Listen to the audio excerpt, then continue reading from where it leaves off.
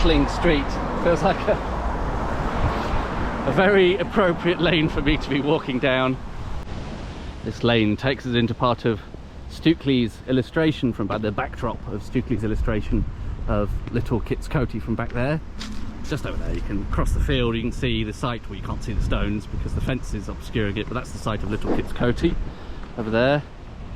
I'm hoping if I follow this lane and then veer off in that direction, I'll be able to get to White Horse Stone, I think it's called. Terrible map graphics time. Probably got it's still in shadow as well. But anyway, the OS map says off in that direction, that track leads to a place called Wellhead, which presumably is a spring. It's kind of intriguing because, of course, the West Kennet Long Barrow near Avebury is close to Swallowhead Springs, and it seems a consistent theme, this sort of association between springs and sacred rivers, risk of delving into mumbo jumbo. IWC21 Productions UK Limited. There is often, though, a co-location, it seems. Let's not try and draw too much into that, but between springs and rivers and the sites of some of these ancient megaliths and monuments. Alas, though, I don't think there's actually a public right-of-way down there. There's nothing marked on the OS map.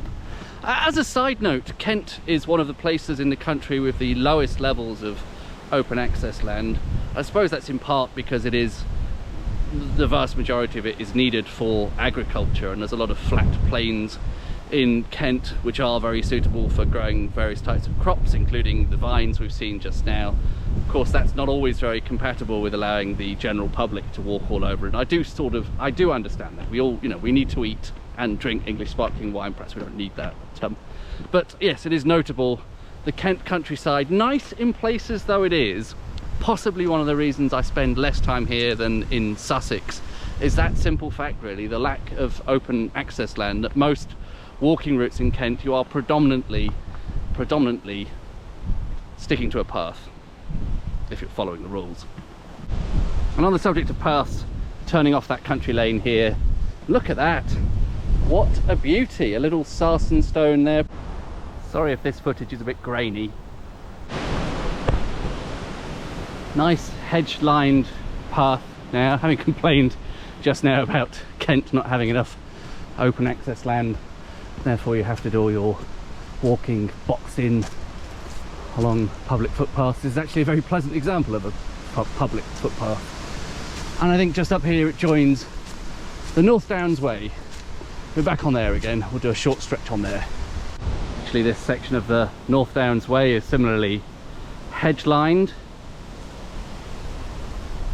These pleasant glimpses through the trees every now and again out to the fields beyond. A few years back I did actually start walking some of the North Downs Way. I think I expected it to be more like the South Downs, and it is quite a different, it's a chalk ridge once again, but the character of it is quite different. I think partly it's the elevation difference between the top of the ridges and the South Downs versus the North Downs. I never really felt as though we were quite as high up on the North Downs, and perhaps I picked the wrong two stretches to start with. I did 2 daytime walks. I was just sort of left feeling a little bit, yeah, it's all right, but I was sort of lacking excitement somehow. Maybe I ought to give it another go one day and try another stretch. And this is certainly a very pleasant stretch. It's almost tunnel-like. There's a definite dip, sort of ditch in the track, presumably just where it's been worn away over the years.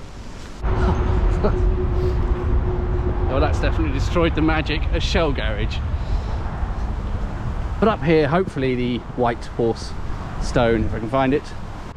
Somehow managed to take a wrong turn here, and I think I need to be crossing, I think this is the Eurostar line, isn't it? And or the HS1, the high-speed train down to Ashford and so on in Kent. I think I need to be over there. The GPS/compass on my phone is going a bit weird. Should be less reliant on that. Bring a paper map. Probably a better view of the railway track. I can't quite see it because there's a fairly tall fence here. And over in this direction to the rest of Kent and to France.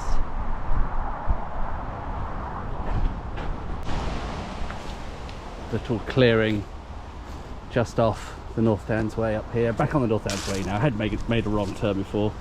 It's like someone's had a fire there.